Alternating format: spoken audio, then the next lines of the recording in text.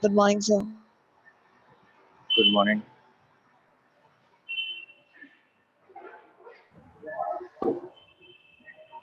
Morning, sir. Good morning. Good morning.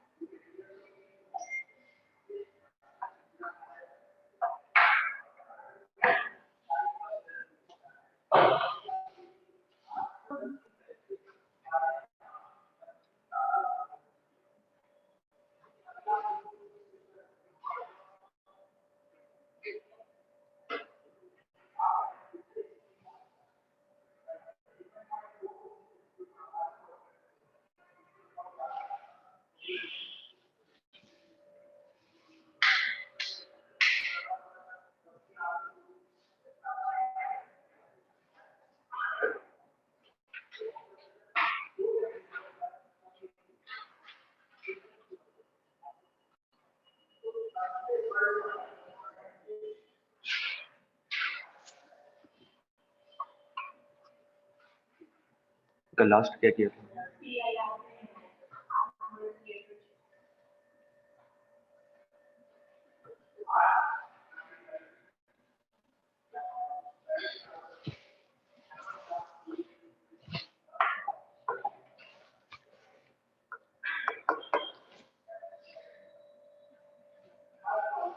बाहर air है और इसका रिफ्रैक्टिव इंडेक्स √2 है। यहाँ पे एक बल्ब है, पॉइंट सोर्स, और ये रेडियस 1 मीटर, मतलब ये डिस्टेंस मीडियम से। तो यहाँ पे आपको बोला गया कि एक ऑब्जर्वर है, वो इस सरफेस को देख रहा है, ठीक है। तो पूछा गया find area of bright patch.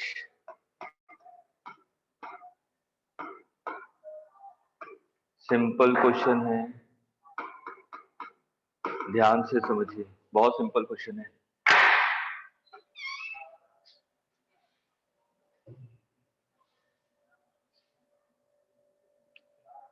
Find area of bright patch. दो मीडियम है, √2 वाले मीडियम में एक आपने बल्ब रखा हुआ है जो कि सरफेस से 1 मीटर की डिस्टेंस पे, ऑब्जर्वर एयर में।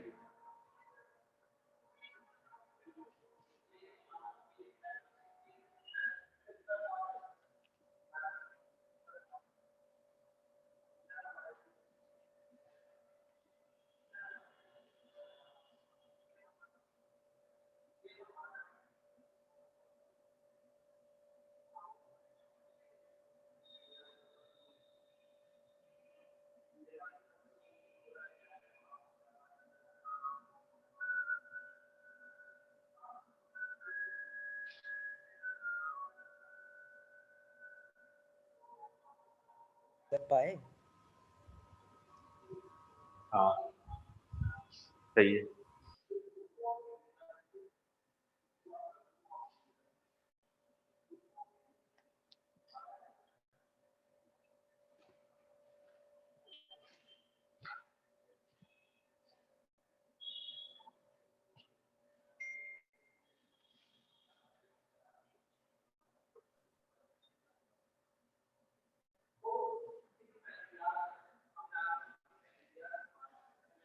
देखिए ये बल्ब है तो यहाँ से जो भी लाइट जा रही होंगी तो हर एक डायरेक्शन में जा रही होंगी ना, ठीक है।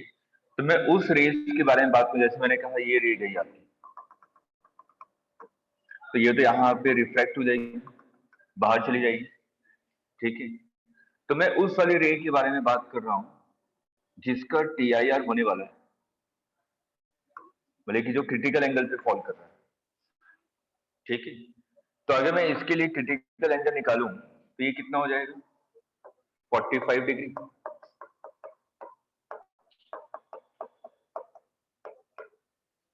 मतलब कि बल्ब से जो भी रेस आपकी 45 डिग्री पे फॉल करेंगी और उसके बाद वो सभी रेस इसी मीडियम में आ जाएंगी, ठीक है।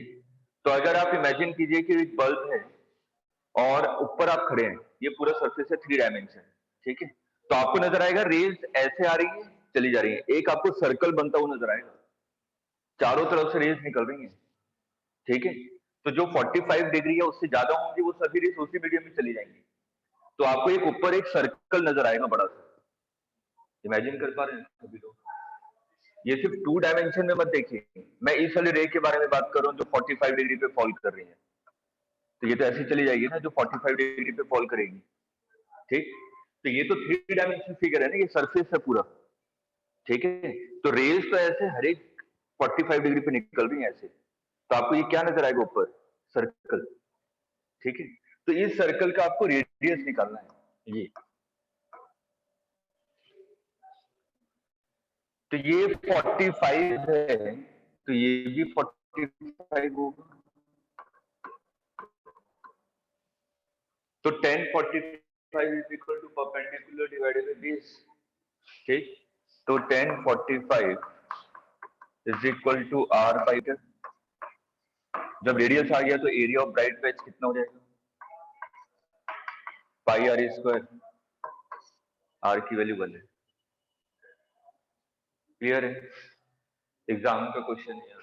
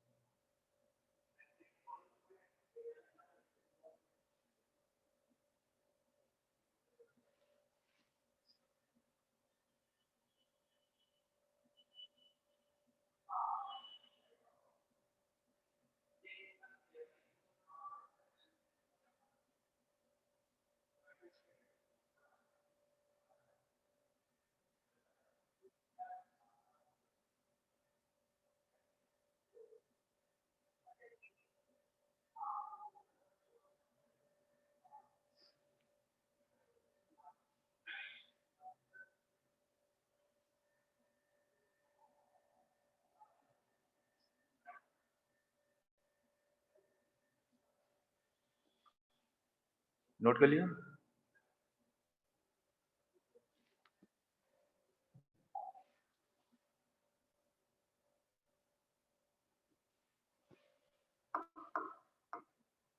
रेज फ्रॉम पैरेलल स्लैब,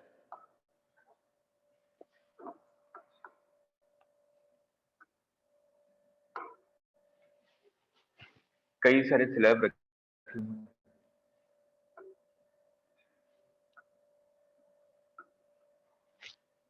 इसका refractive index N1, N2, N3, N4 so on, ठीक है।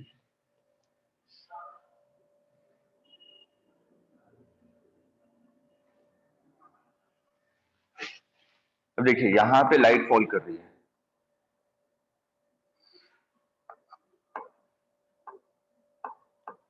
ये आई, ठीक। तो यहाँ पे मान लीजिए रिफ्लेक्ट हुई लाइट, ऐसे चलेगी, फिर से रिफ्लेक्ट हुई, ऐसे चलेगी, फिर से रिफ्लेक्ट हुई, ऐसे चलेगी। अब हमें क्या करना है, फाइनल एंगल ऑफ रिफ्लेक्शन निकालना है। अप्लाई कीजिए एक एक करके स्नेल्स लॉ। देखिए क्या रिलेशन आता है। पहले इस वाले सरफेस के स्नेल लॉ लगाइए, फिर इस वाले के लिए, फिर इस वाले के लिए। आरएफ निकालना है, final angle of refraction.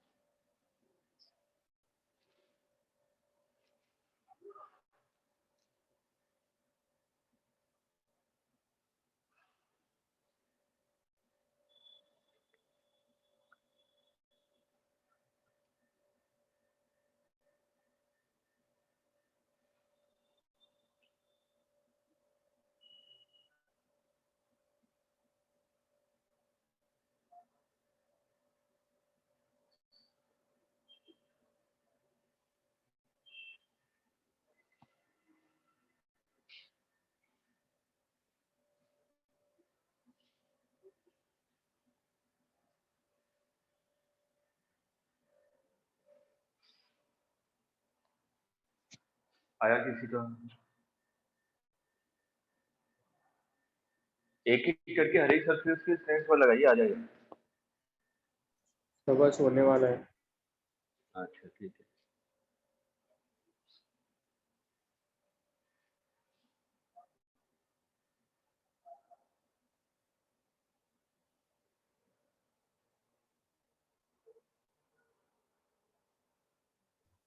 N1 by N4 नहीं, sin RF equals to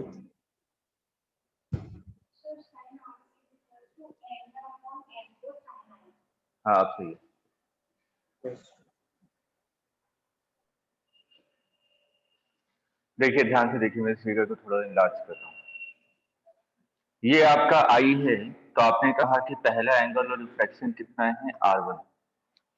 ठीक है, अगर ये R1 होगा तो ये भी R1 होगा, ये वाला। ठीक, 30 वाले सरफेस के लिए ये आपने कहा R2 है, तो ये भी R2 होगा।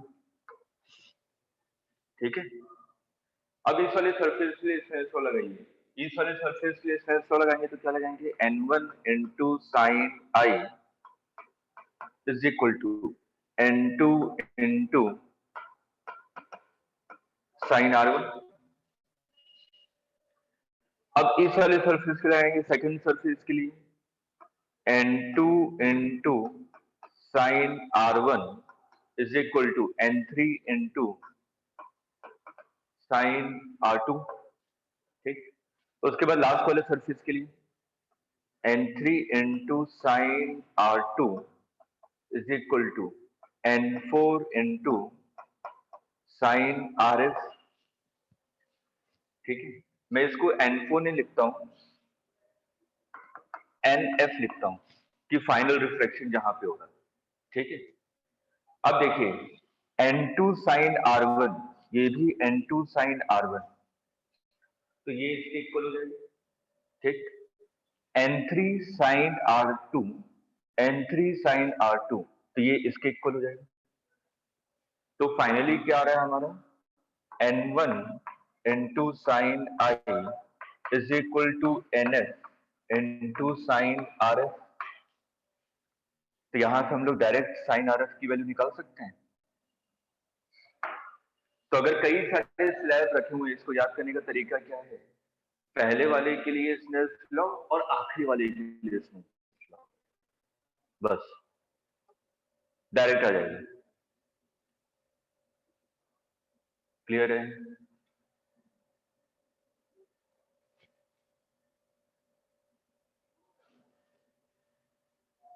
फर्स्ट और लास्ट के लिए डायरेक्ट लगा दीजिए स्नेल्स लॉ, तो आपको फाइनल एंगल ऑफ रिफ्रैक्शन मिल जाएगा।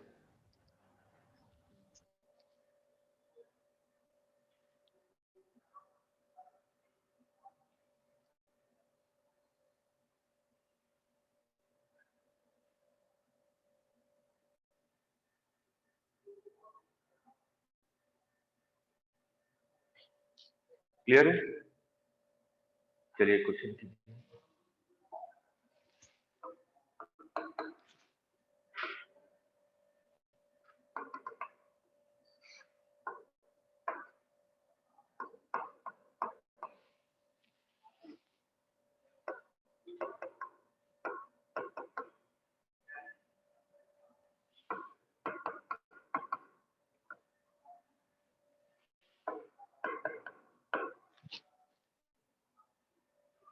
Find RF,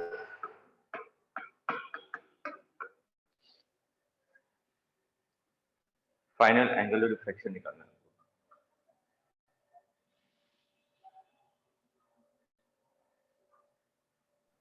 sir 90 degree.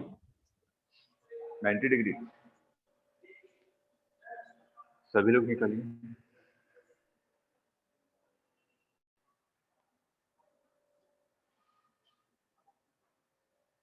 Sir 90 degree. 90. 90 degree मतलब कि आपने लगाया n1 कितना है 2 into sine I 45 degree is equal to n final √2 into sine RF। तो यहां से 1 आ जाएगा, तो RF इज इक्वल टू कितना आ गया? गलत है। अब सोच के बताइए क्यों गलत है। देखता हूँ किसका दिमाग चल रहा है।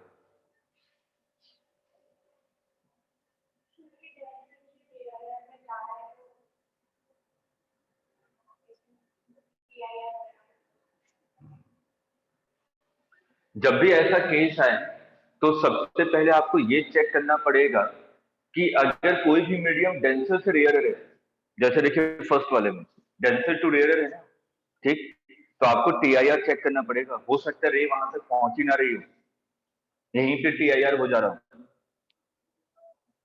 क्लियर है? तो चेक कीजिए यहाँ पे TIR। इस वाले सरफेस के लिए अगर मैं साइन सी निकालूं तो sine C is equal to छोटा डिवाइडेड बाय बड़ा 1/2। तो ये कितना हो जाएगा? C is equal to 30 degree.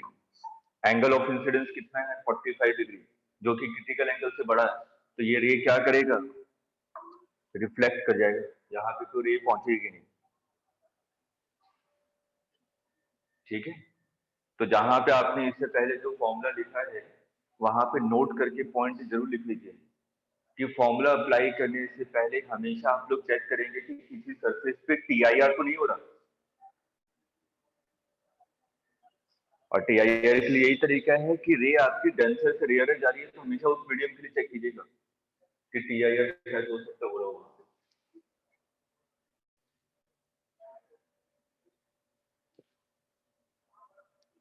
ये क्वेश्चन भी आपके PMT में पूछा गया था।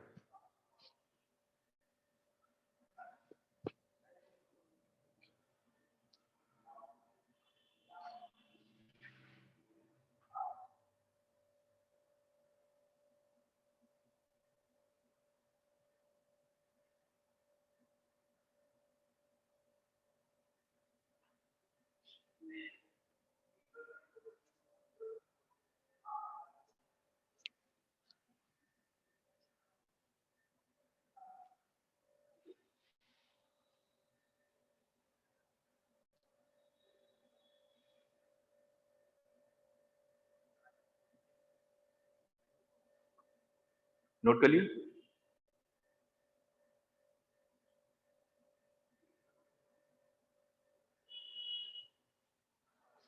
तो यहाँ पे TIR होगा तो RF की वैल्यू क्या कमेंट करेंगे RF के बारे में? अगर कोई नन ऑफ दिस ऑप्शन होगा तो नन ऑफ दिस, जीरो मत लिख दीजिएगा। जीरो का मतलब क्या हुआ? रे आपकी ऐसी चली गई। ठीक है, अगर दिमाग में आ रहा हो कि नहीं 0 डिग्री होगा तो रे ये हो जाएगी आपकी, वहां पे तो रे पहुंच ही नहीं रही है। ठीक है, तो नन ऑफ दीज को ही मार्क कीजिएगा अगर ऐसा ऑप्शन आता है तो। 0 डिग्री नहीं है आंसर।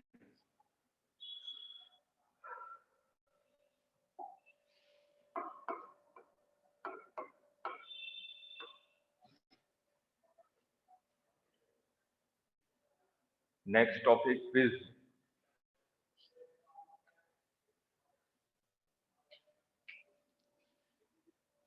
देखिए ट्रायंगुलर प्रिज्म आपने देखा होगा लैब वगैरह में रहता है।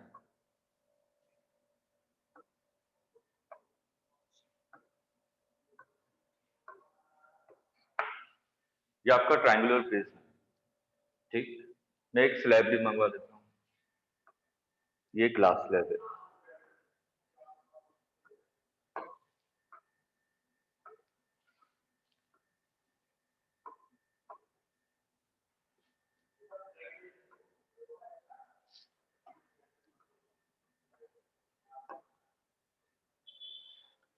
कोई जरूरी नहीं है कि प्रिज्म यही हो और ये ग्लास स्लैब हो, ये भी प्रिज्म हो सकता है।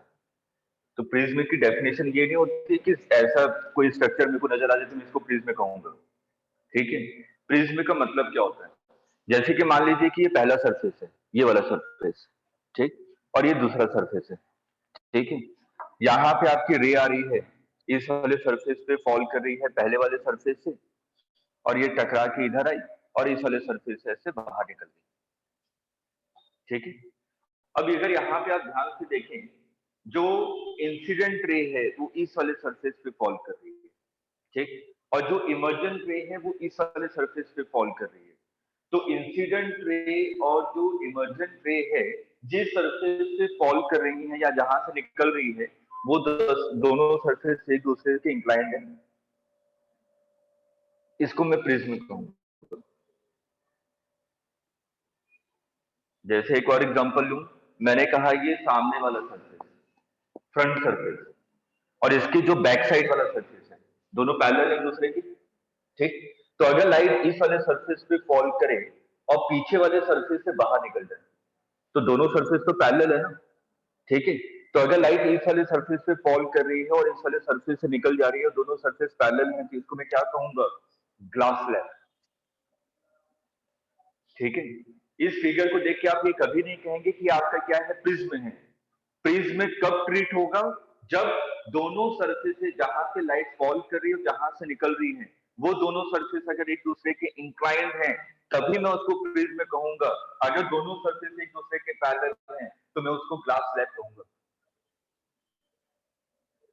क्लियर है। तो अगर फ्रंट वाले सरफेस पे फॉल कर रही है और बैक वाले सरफेस से बाहर निकल रही है रे, तो फ्रंट सरफेस और बैक सरफेस दोनों एक दूसरे के पैरेलल हैं, तो यही जो इक्विलेटरल आपको प्रिज्म नजर आ रहा है, ये आपका ग्लास स्लैब की तरह ट्रीट होगा। इसको लिख लीजिए अपनी बॉडी में।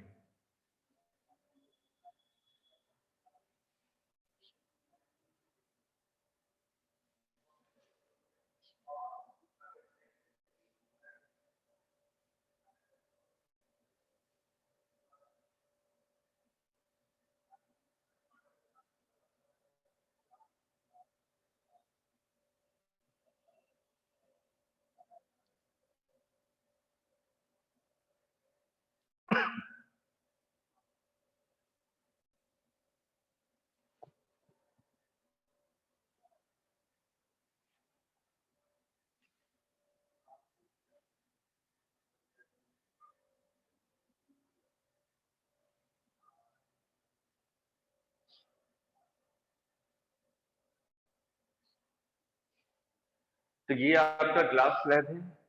तो अगर मैं कहूं कि लाइट इस वाले सरफेस पे फॉल कर रही है और इस वाले सरफेस से बाहर निकल रही है,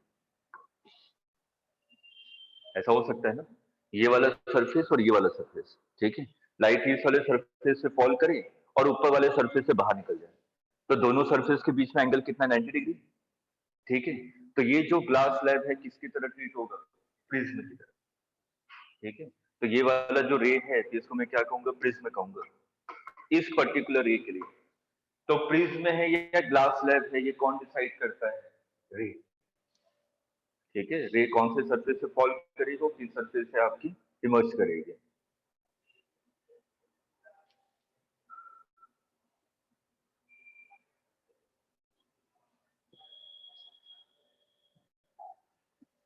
अब हम लोग आते हैं एंगल ऑफ प्रिज्म।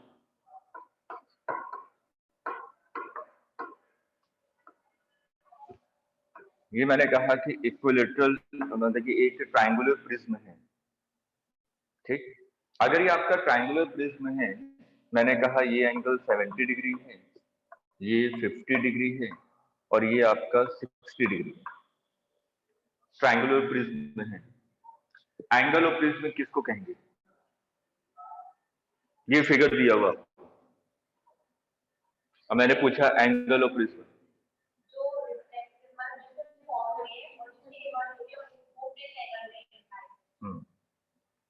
तो एंगल ऑफ प्रिज्म में कौन डिसाइड करेगा?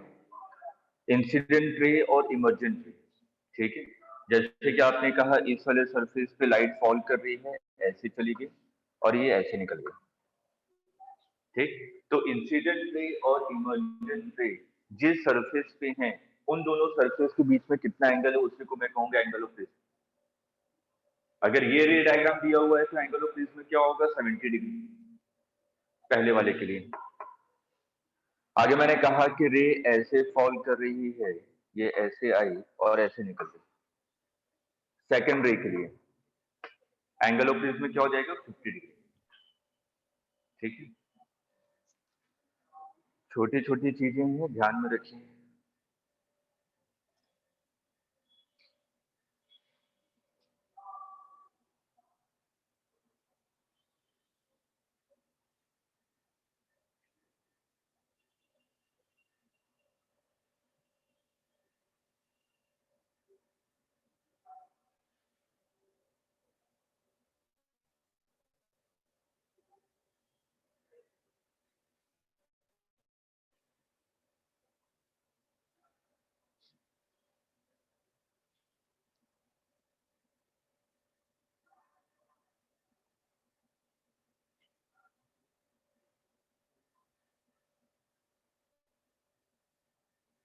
क्लियर है?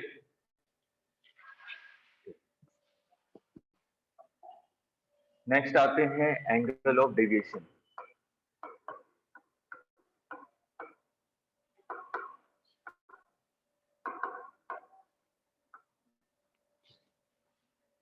ये आपका प्रिज्म है, ये मैंने कहा एंगल ऑफ प्रिज्म। अगर मैंने कह दिया कि एंगल ऑफ प्रिज्म ए है, तो आपको तुरंत समझ जाना है कि इंसिडेंट रे इस वाले सरफेस पे फॉल करेगी और इमर्जेंट रे इस वाले सरफेस से निकलेगी, ठीक। तो आपने कहा कि मैंने मान लिया कि ये आपकी इंसिडेंट रे है, ये नॉर्मल हुआ, तो ये एंगल आई, ये लाइट ऐसे चलेगी, तो उसके बाद ये नॉर्मल है, फिर लाइट यहां से ऐसे चलेगी और ये एंगल ऑफ इमर्जेंट, ठीक। आपको फॉर्मूला इसका पता होगा, डेल्टा इज इक्वल टू क्या लिखते हैं? आई प्लस ई माइनस ए, याद है ना? लेकिन हम लोग इसको डिराइव करेंगे क्योंकि आगे आगे जाके भी पेज को क्वेश्चन करवाने हैं, डेरिवेशन नहीं क्लियर होगा तो मैं उसको कर नहीं पाऊंगा। देखिए यहां पे ये नॉर्मल है, तो आपने कहा पहले वाले सरफेस पे इसका रिफ्रैक्टिव इंडेक्स आपने मान लिया एन, ठीक है। इस प्रिज्म का रिफ्रैक्टिव इंडेक्स एन है और बाहर एयर है,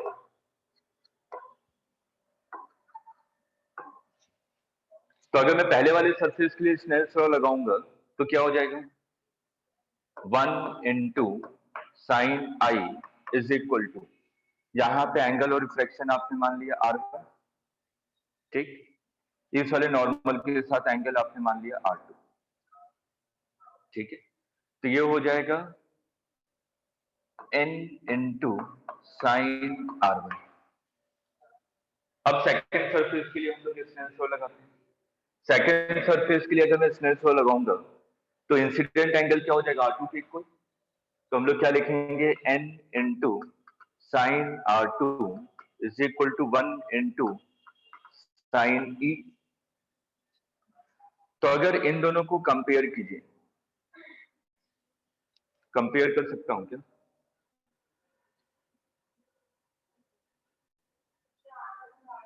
सर साइन आई और इक्वल होगा। हाँ, तो चलिए पहले ये दो इक्वेशन अभी निकाल कर रख दिया हमने, ठीक। अब इस वाले ट्रायंगल में देखिए, आपने इसको नाम दे दिया ए बी सी डी, ठीक। तो अगर मैं एंगल सी के बारे में बात करूं, एंगल सी कितना होगा? ये ट्रायंगल बन रहा है ना BCD, तो एंगल सी कितना होगा? 180 minus R1 minus R2। 180 minus R1 plus R2। ठीक। अब इस क्वाड्रिलेटरल को देखिए, ABCD। ठीक। क्वाड्रिलेटरल में इंटीरियर एंगल का समेशन कितना होता है? 360 डिग्री। ठीक। ये एंगल 90 डिग्री है, नॉर्मल है ना ये तो, और ये भी नॉर्मल है, ये भी एंगल 90 डिग्री है। तो 90 प्लस 90 180। इसका मतलब A प्लस C किसके इक्वल होना चाहिए? 180 के इक्वल। तो आपने लिखा A plus C should be equal to 180 degree. तो A प्लस C की वैल्यू कितनी है? 180 minus R1 plus R2 is equal to 180 degree. तो ये 180 कैंसिल हो गया, तो A इज इक्वल टू क्या आ गया? R1 plus R2। एक रिलेशन ये है मेरे पास। ठीक है, यहां तक नोट कीजिए, तो मैं स्लाइड चेंज करूंगा।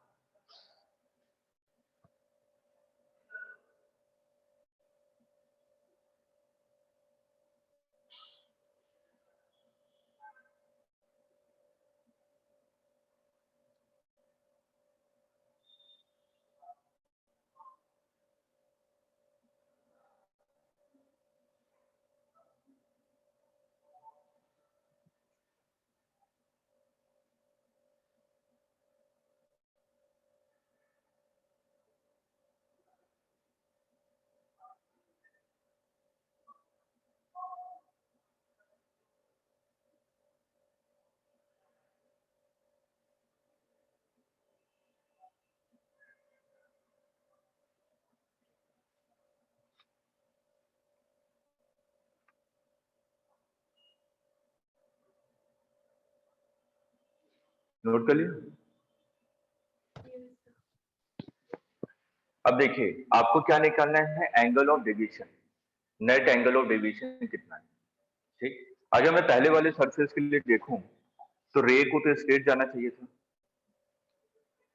रे तो स्ट्रेट निकल जानी चाहिए, लेकिन ये आपका क्या हुआ? क्लॉकवाइज डायरेक्शन डेल्टा 1 मूव कर गया। तो डेल्टा 1 कितना हो जाएगा? फिगर को ध्यान से देखते हुए बताइए।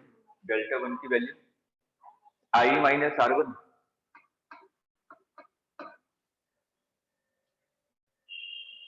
उसी तरीके से अगर मैं सेकंड वाले सरफेस पे आऊं, तो इस वाले रे को ऐसे चले जाने चाहिए था। तो ये तो क्लॉकवाइज डायरेक्शन फिर से रोटेट हो गया, डेल्टा 2। तो यहां पे डेल्टा 2 कितना होगा? फिगर को देखिए,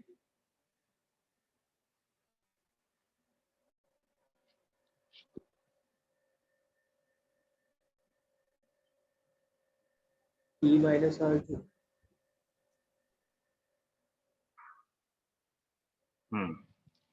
E माइनस R2। ये E है, ये R2 है, तो ये भी R2 होगा, वर्टिकली अपोजिट एंगल, ये वाला एंगल। मेरे को डेल्टा 2 निकालना है, तो डेल्टा 2 कितना हो जाएगा? E minus R2। अब अगर मैं ध्यान से देखूं, ये इंसिडेंट रे है और ये इमर्जेंट रे है। ये इंसिडेंट रे इतना रोटेट हो गया ना, यही तो होगा डेल्टा नेट। तो डेल्टा नेट देखिए क्या है? डेल्टा 1 प्लस डेल्टा 2, दोनों क्लॉकवाइज डायरेक्शन में है ना, इसलिए मैं डेल्टा नेट क्या लिखूंगा? Delta net is equal to delta 1 plus delta 2, दोनों के दोनों क्लॉकवाइज डायरेक्शन में है। डेल्टा 1 भी क्लॉकवाइज डायरेक्शन में है और डेल्टा 2 भी क्लॉकवाइज डायरेक्शन में। तो आपको डेल्टा नेट क्या मिल गया? Net deviation is equal to I plus E minus R1 plus R2। और R1 प्लस R2 की वैल्यू अभी आपने निकाली थी A, तो net deviation is equal to I plus E minus A। इस फॉर्मूले को याद रखिएगा, अभी क्वेश्चन करवा रहा हूँ इस पे 3-4।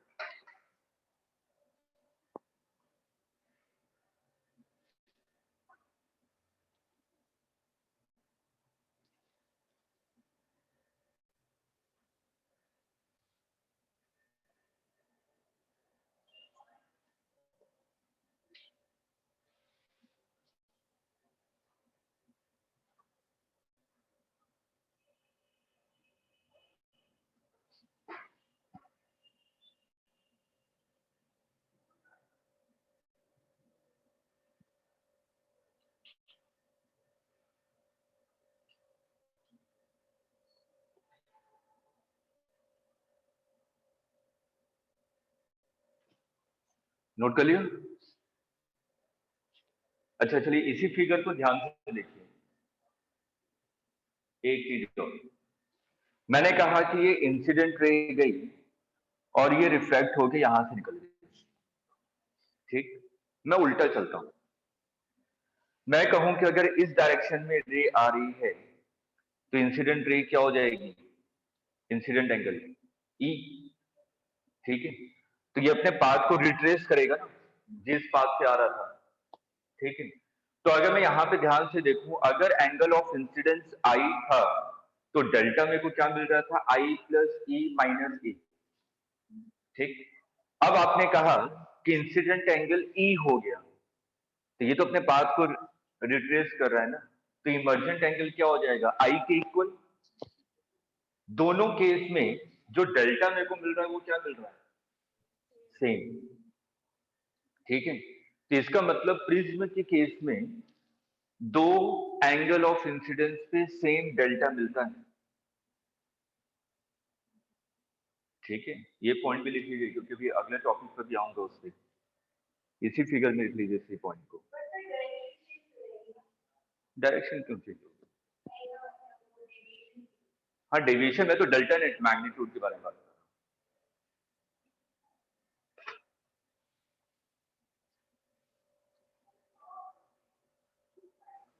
क्या लिखना है?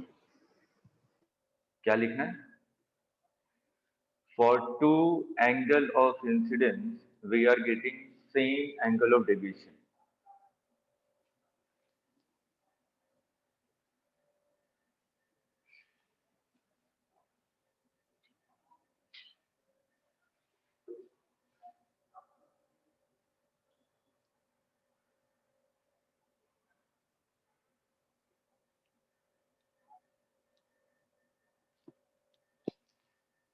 क्लियर है? चलिए सिंपल सा क्वेश्चन फॉर्मूले पे बेस। ये आपका प्रिज्म है, ये 75 डिग्री, ये फॉल कर रहा है 45 डिग्री पे। Find angle of deviation. Find angle of deviation. अगर सराउंडिंग के बारे में कुछ भी नहीं कहा गया है तो हम लोग सराउंडिंग को एयर मानेंगे। Find angle of deviation.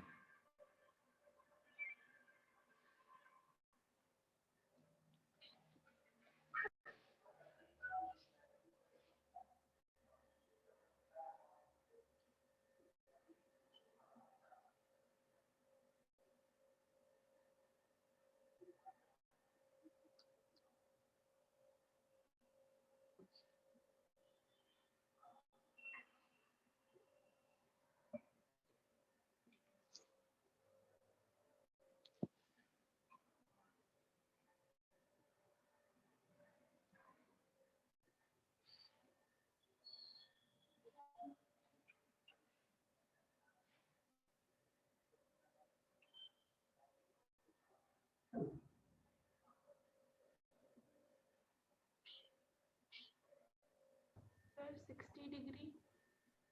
60, हाँ करेक्ट है।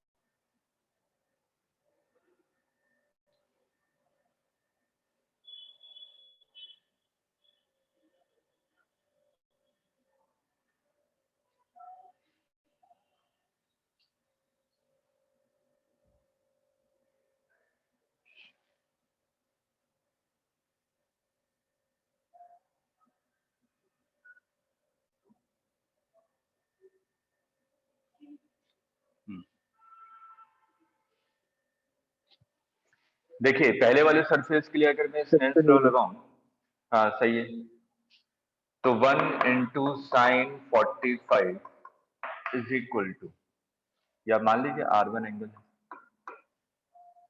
√2 इंटू साइन R1, तो ये कितना हो जाएगा, R1 will be equal to 30 degree. ठीक, अगर R1 की वैल्यू आ गई, ये R2 होगा, R2 will be equal to A minus R1, A की वैल्यू 75 माइनस 30 45 डिग्री। तो अगर मैं सेकंड सरफेस के लिए स्नेल्स लॉ लगाऊं तो क्या लिखूंगा, √2 into sine 45 is equal to 1 into sine E. तो यहां से आपको 45 1 मिल जाएगा, तो ई इज इक्वल टू कितना हो जाएगा, 90 डिग्री। तो इसका मतलब जो इमर्जेंट रे है वो अलोंग द सरफेस जाएगी। ठीक है, इसी को हम लोग कभी कभी कहते हैं ग्रेजिंग एंगल। अगर 90 डिग्री है तो उसको हम लोग कहते हैं ग्रेजिंग एंगल।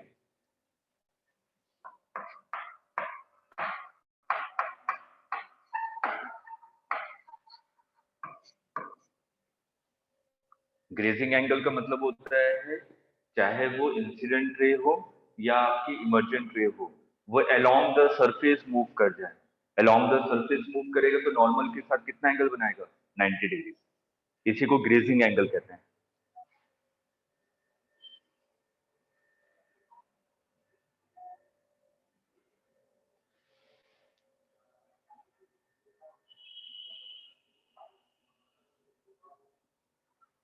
क्लियर है?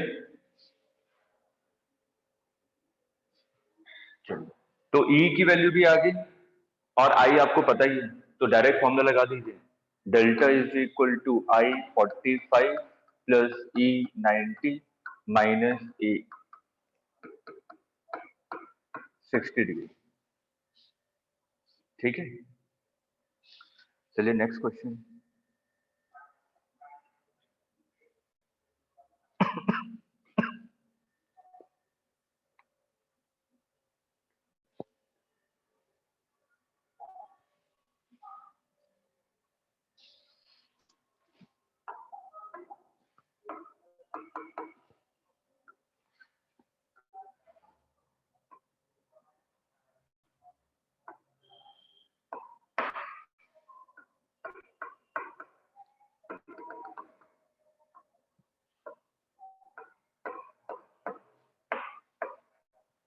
Find delta net.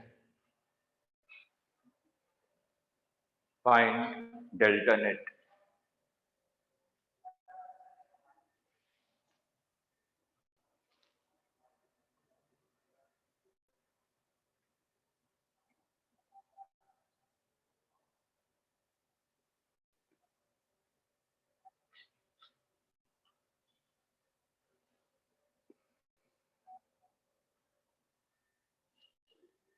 और इस क्वेश्चन को इंपॉर्टेंट मार्क कीजिएगा।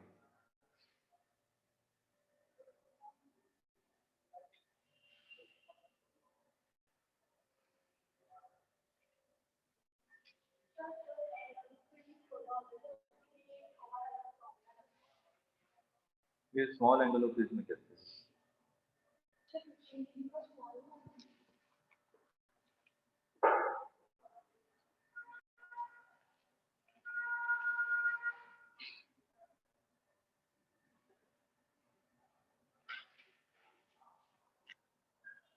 वो तो अप्रोक्सीमेट करके निकालेंगे, हम लोग एग्जैक्ट निकालने वाले हैं इससे।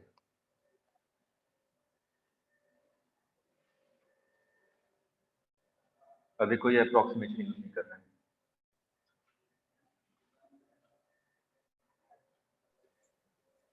सर ये नीचे वाले एंगल नहीं दे रखते? नहीं, कुछ नहीं दिया हुआ है, बस ये प्रिज्म में है, एंगल ऑफ प्रिज्म आपको 15 डिग्री दिया हुआ है, इसका रिफ्रैक्टिव इंडेक्स √3 है और एंगल ऑफ इंसिडेंस 60 डिग्री। तो आपको डेल्टा नेट निकालना है। सर अप्रोक्सीमेशन में आ गया। कितना है? 10.98 11। अच्छा, नहीं उस फॉर्म में आंसर नहीं है।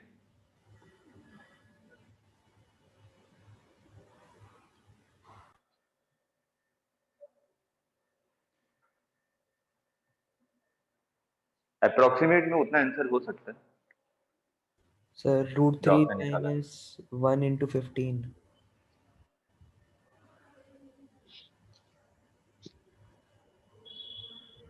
√3 माइनस 1 into 15।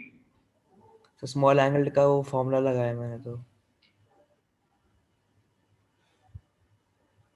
अच्छा, अभी कोई अप्रोक्सीमेशन यूज मत कीजिए, हम लोग एग्जैक्ट निकालने वाले हैं। मेरे को सिर्फ कॉन्सेप्ट समझाना है कि यहाँ पे क्या कॉन्सेप्ट लग रहा है अलग। जैसे आपने किया था डेरिवेशन, उसी स्टेप बाय स्टेप चलिए, समझ में आ जाएगा।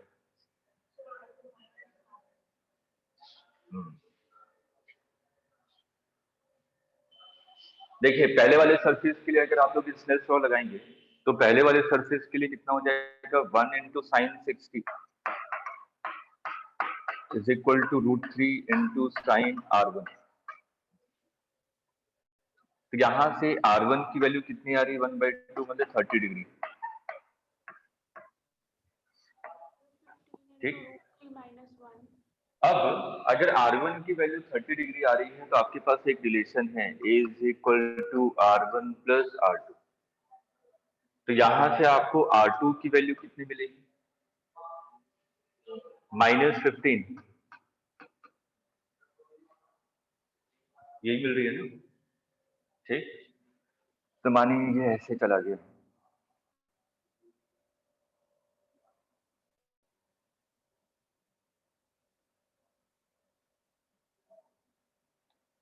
चलो फिगर बना दे, बाद में चेंज करते हैं, ये ऐसे। ठीक, तो हम लोग अभी जो बनाते आ रहे हैं नॉर्मल ऐसे बनाते हैं ना, जैसे पहले वाले क्वेश्चन में नॉर्मल ऐसे ड्रॉ किया।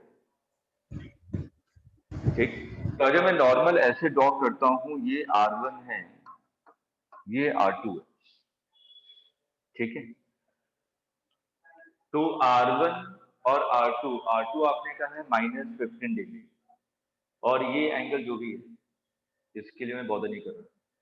तो यहाँ पर अगर ये वाला एंगल देखें तो ये वाला एंगल कितना हो जाएगा, 180 माइनस 15।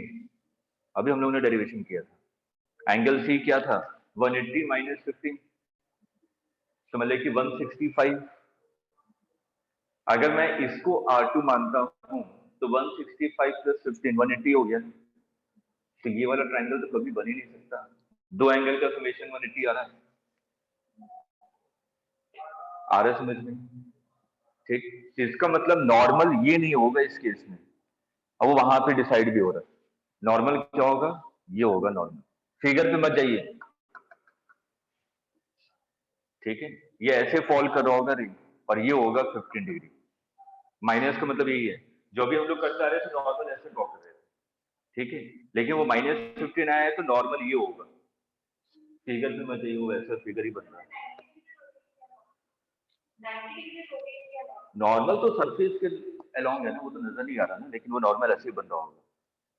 15 डिग्री बहुत ही स्मॉल है, मैं बिल्कुल स्मॉल बना दूंगा तो पता ही नहीं फिगर में क्या क्या होगा।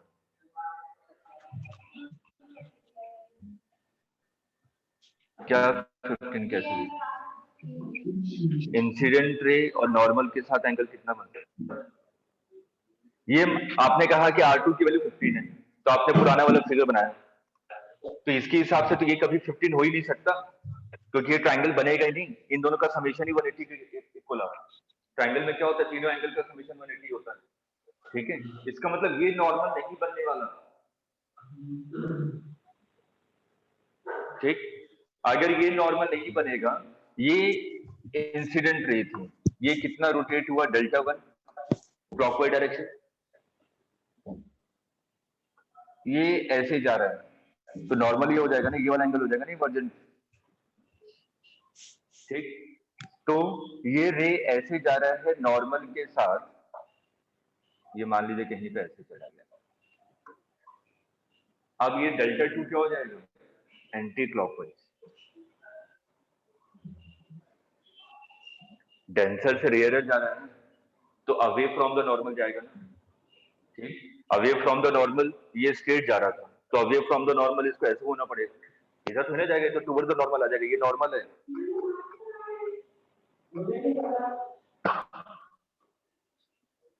रटने का भी तरीका बता दूंगा, ठीक है। लेकिन बेसिक तरीके से चलिए, ये डेंसर मीडियम से रेयरर मीडियम में जाना है। पहला पॉइंट आपको ये तो क्लियर हो गया कि ये नॉर्मल नहीं होगा, ठीक है, क्योंकि अगर ये नॉर्मल होता तो इन दोनों के एंगल का समेशन ही 180 आ रहा है, तो ये ट्रायंगल तो कभी बनेगा ही नहीं, ठीक। इसलिए आपने कहा कि नॉर्मल ये होगा कुछ ऐसा, क्योंकि -15 आ रहा है, ऊपर की तरफ एंगल बनेगा R2, ठीक। तो ऊपर की तरफ एंगल R2 बनेगा, तो डेल्टा 2 देखिए किस डायरेक्शन में जा रहा है, एंटी क्लॉकवाइज। जो अभी हम लोग ने डेरिवेशन किया था वहां पे डेल्टा नेट क्या लिखा था, दोनों क्लॉकवाइज थे, डेल्टा 1 और डेल्टा 2। लेकिन अगर R2 की वैल्यू नेगेटिव आ जाए तो आपको तुरंत दिमाग में क्लिक होना चाहिए कि डेल्टा 2 क्या आएगा, एंटी क्लॉकवाइज डायरेक्शन, ठीक है। तो याद करने का तरीका क्या है, अगर R2 नेगेटिव आ गया इसका मतलब डेल्टा 2 क्या होगा, नेगेटिव, और डेल्टा 1 क्या है, पॉजिटिव। तो डेल्टा नेट क्या होगा, डेल्टा 1 माइनस डेल्टा 2। क्लियर है? दोनों क्लॉकवाइज से तो आपने क्या लिखा था, डेल्टा 1 प्लस डेल्टा 2, लेकिन एक क्लॉकवाइज आ रहा है, एक एंटी क्लॉकवाइज आ रहा है, तो नेट डेविएशन कितना होगा, डेल्टा 1 माइनस डेल्टा 2। नहीं आया?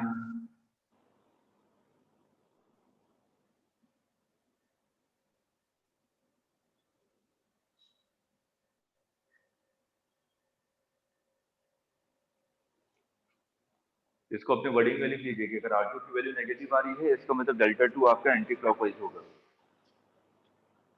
तो net deviation delta 1 minus delta 2 होगा। बस ये याद रखना आपको।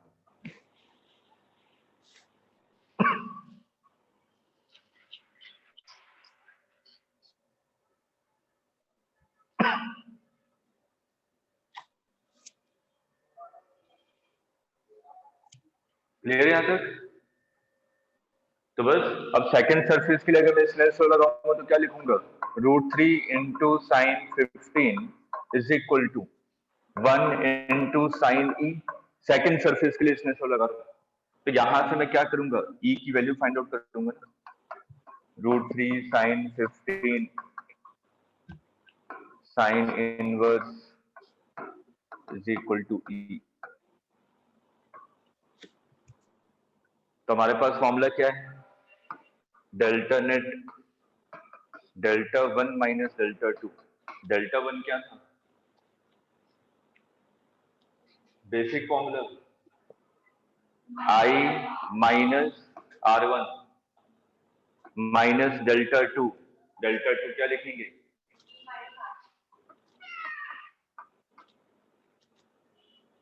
बस ये होगा फॉर्मूले में चेंज। और ये क्वेश्चन मेंस में आया हुआ था, क्योंकि मैथ्स वाले स्टूडेंट इन सब की वैल्यू जानते हैं कि 15 डिग्री की वैल्यू क्या होती है, जिसे मैंने बोला कोई अप्रोक्सीमेशन नहीं ले रहा, सिर्फ कॉन्सेप्ट समझाने के लिए कि थियरी में बन सकता है ये क्वेश्चन आराम से, कि R2 की वैल्यू अगर 15 डिग्री माइनस में आ रही है तो आपसे पूछ सकता है कि डेल्टा 1 क्लॉकवाइज होगा, डेल्टा 2 भी क्लॉकवाइज होगा, second option delta 1 anti clockwise होगा, डेल्टा 2 क्लॉकवाइज होगा, थर्ड ऑप्शन दोनों के दोनों एंटी क्लॉकवाइज होंगे, फोर्थ ऑप्शन पहला क्लॉकवाइज होगा, चौथा एंटी क्लॉकवाइज होगा। आया समझ में? आपसे ये सब वैल्यू नहीं पूछेगा कि साइन 15 डिग्री की वैल्यू कैलकुलेट की, उसके बाद वैल्यू निकाली, उसके बाद एग्जैक्ट फॉर्मूला निकाला, ये नहीं आएगा मेडिकल में, क्योंकि मैथ सब्जेक्ट नहीं है, ट्रिग्नोमेट्री आपने नहीं पढ़ी है। क्लियर है? लेकिन थियोरी में क्वेश्चन आराम से बनाया जा सकता है। क्लियर है यहाँ तक? ठीक है, तो प्रिज्म कल भी हम लोग इस पर न्यूमेरिकल करेंगे। अच्छा, जो आपके यूनिट ऑफ मेजरमेंट के जो क्वेश्चन थे, जो भी डाउट्स हैं, ठीक है, तो हम लोग सैटरडे को क्लास नहीं रखेंगे, हर एक फ्राइडे को रखेंगे। फ्राइडे से सब सैटरडे को सभी शिफ्ट कर दिया परमानेंट, सब सैटरडे को होगा, सिर्फ टेस्ट होगा, ठीक है। तो फ्राइडे को 1 to 2:15, 1 से 2:15, ठीक है, इसको याद रखिएगा, एवरी फ्राइडे, ठीक है। तो जो भी मैंने आप लोगों को कहा है कि जो 11th का चल रहा है उसके लिए मैंने टाइम दिया ये 11th के डाउट के लिए, हर एक फ्राइडे 1 से 2:15, इसको ध्यान में रखिएगा। और सर सैटरडे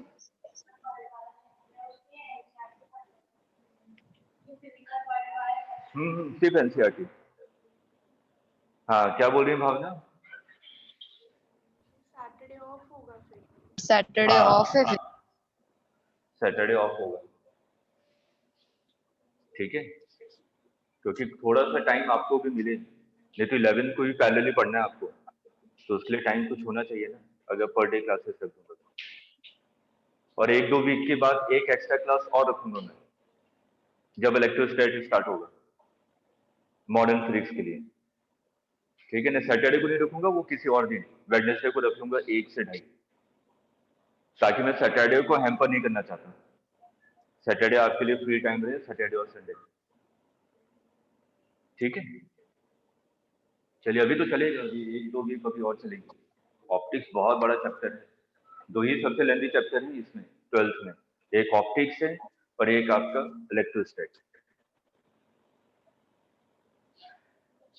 तो इसलिए थोड़ा सा पढ़िए 11th को। इस बार हम लोग फ्राइडे को कल डिस्कस करेंगे यूनिट मेजरमेंट और स्ट्रेट लाइन मोशन। तो जो भी डाउट हो, जो भी क्वेश्चन हो, उसको पूछिए, ठीक है। और उसके नेक्स्ट वीक करेंगे दूसरे 2 chapter, motion in a plane, Newton's law of motion. हमेशा मेरे को बताने की आवश्यकता ना पड़े कि सर नेक्स्ट वीक हमें क्या रिवाइज करना है, ठीक है। 2-2 चैप्टर, ठीक है, स्टार्टिंग से चलेंगे बिल्कुल, 2-2 चैप्टर, 2-2 चैप्टर, ठीक है। यूनिट ऑफ मेजरमेंट हो जाएगा इस बार, स्ट्रेट लाइन तक, अगली बार motion in plane, Newton's law of motion, work power energy, rotation. जो बड़े चैप्टर आएंगे तो मैं पहले बता दूंगा, इस वीक हम लोग सिर्फ वर्क पावर एनर्जी करेंगे, ठीक है। और उससे बड़ा होगा तो रोटेशन को एक ही लेक्चर देंगे कि एक वीक में आप लोग सभी चीजों को रिवाइज कर सकें, ठीक है। फिलहाल कल के लिए स्ट्रेट लाइन मोशन और आपका unit of measurement. Physical world बार बार पढ़िएगा, मैं बोल रहा हूँ, कई बार क्वेश्चन आपके मतलब बहुत सिंपल सिंपल से फिजिकल वर्ल्ड से रिलेटेड आ जाते हैं। अगर एक भी क्वेश्चन आ गया तो बोनस होगा आपके लिए, वो कि फ्री में मार्क्स मिल रहे हैं, उसमें कुछ दिमाग लगाने की जरूरत नहीं है। रटा हुआ है तो मार्क्स करेंगे, नहीं रटा हुआ है तो उसमें कुछ नहीं कर सकते आप, ठीक है। तो फिजिकल वर्ल्ड एनसीईआरटी से पढ़िए बार बार। चलिए, थैंक यू। Okay bye.